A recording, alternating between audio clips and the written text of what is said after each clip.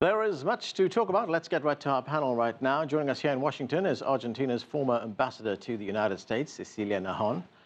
Benjamin Gedan was the South America director on President Barack Obama's National Security Council. He's currently with the Wilson International Center for Scholars. Joining us from Paris is Temir Porrasm. He is a visiting professor at Sciences Po University and a former Venezuelan career diplomat. And Kevin Casas served as second vice president in Costa Rica. He's currently a senior fellow at the Inter-American Dialogue. Thank you to all of you for joining us. Benjamin, let me start with you. The Trump administration has been in office for a year, just over a year right now. Yet this is the first trip that Rex Tillerson is making to the region as Secretary of State. What does this tell you about how important this region is to the United States under this administration, and how big a priority is this region? I think this, unfortunately, is a phenomenon that we've seen across many administrations in the United States. Latin America is a key economic partner, a key security partner, a key partner in energy. It's also a partner that's taken for granted, I think, too often. I wouldn't put that as a unique aspect of the foreign policy of this administration. Kevin, let's look at something else that might affect the U.S. relationship with the region, and that is China. China, as we're all aware, has a very close relationship, a trade relationship, a diplomatic relationship with Latin America.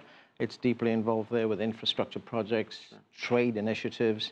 And this is something that does not please the Americans. Let's listen to Secretary Tillerson and what he has to say about that. China, as it does in emerging markets throughout the world, offers the appearance of an attractive path to development. But in reality, this often involves trading short-term gains for long-term dependency. So what do you make of that, coming from a diplomat whose country has basically ignored the region for the past year? That's rich. That's rich, and I wouldn't put Latin America's relationship with China in those terms. I think economic links are very strong between Latin America and China, and are growing very, very rapidly. But the Chinese, I think, have been very careful in dealing with Latin America. I mean, they know their limits. They know that this is a sensitive region for the U.S., and they prize their own relationship with the U.S. much more than they ever will their relationship with Latin America. So far, they've handled this very well. I mean, there's no need for that sort of rhetoric. But do you think the dynamic has changed somewhat diplomatically?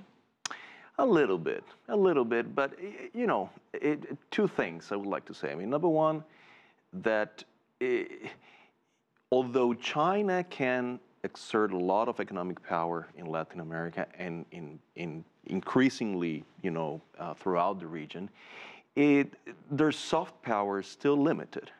I mean, the cultural affinity that Latin America has towards the U.S. cannot be easily replaced by any kind of similar cultural affinity towards China. And this, you know, leads me to something alluded to by Benjamin, which is that it's true that this is the first time in the course of this administration that the Secretary of State has visited the region. But, you know, there's one official level of the relationship, but there's another level of the relationship between the U.S. and Latin America, which is the connection at the societal level. I mean, the connection between the private sector in the U.S. with the private sector in Latin America, the connection between a civil society, the connection that 50 million people of Hispanic descent in the U.S. Bring. All those elements, when you add them up, you can make a very strong case in terms that the relationship between the U.S. and Latin America has never been stronger.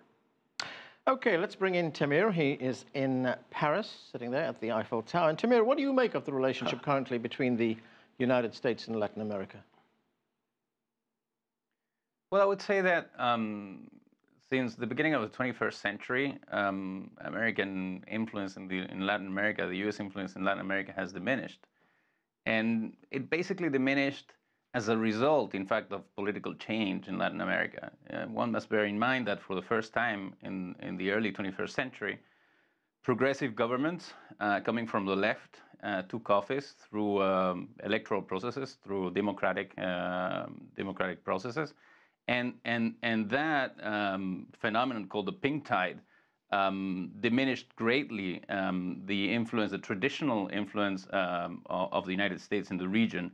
Now, in the current framework, I would say that pink tide has come virtually to an end, and the Trump administration is trying to take advantage of the existence now of more conservative governments in Latin America to reestablish what I would say a more traditional pattern of in a way, economic and political domination. This, of course, has some obstacles and some hurdles, and one should remember the rhetoric of this administration towards migrants, and mainly Latin American migrants, and very specifically Mexican migrants, and all the border issues that we all know, and also the coming back of an outdated rhetoric. One should remember that Secretary Tillerson, prior to traveling to the region, has said, for instance, in the case of Venezuela, that he would somehow encourage some sort of military coup to solve the internal crisis. That President Trump in the past also mentioned the possibility of not ruling out a military intervention. So this political shift in the region has some obstacles that are, I would say, internal to the characteristics of Trump administration. Right, Temir, now you have served in the Venezuelan government, and I want to ask you about this. A senior U.S. State Department official, David Malpass, was also critical of China, blaming it for Venezuela's problems right now, its economic problems, saying that Venezuela was basically facilitating or helping Venezuela with those problems. And the Chinese have responded to that criticism. I want you to take a listen to what the Chinese Foreign Ministry said. The U.S. comments are baseless and irresponsible. China-Venezuela financial cooperation is undertaken between the two sides' financial organization and enterprise in accordance with mutually beneficial and commercial interests. All loan contracts signed are completely in accordance with international standards, and all operations are carried out within the law. The results they have attained have enriched the lives of local residents. So, Temir, what did you make of that criticism and that Chinese response? Yeah, I think this Chinese response is very balanced, and to illustrate that, I would say, the Chinese cooperation that has been growing during the past years, but they have been growing globally. They have been growing in Latin America, I would say, regardless of the political orientation of governments. In this case, the U.S. administration is focusing on the Venezuelan government because, once again, we know what's behind it. But Chinese cooperation in the financial, industrial, technological fields has been extremely fruitful in other countries like Peru or Costa Rica, for instance, that do not share the same political values of the Venezuelan government. Again, it has counterbalanced the traditional power of the U.S. in the region. Benjamin?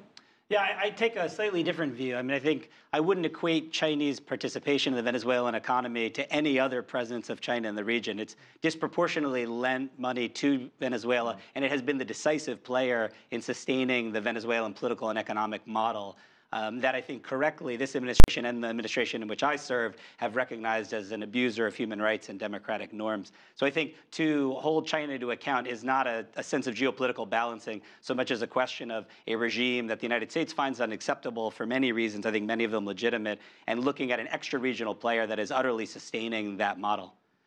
So I think, again, there are questions, and certainly Secretary Tillerson did raise broader concerns about China that are debatable. But I think its role in Venezuela has been deleterious. Yeah, I think the question that Secretary Tillerson was raising there...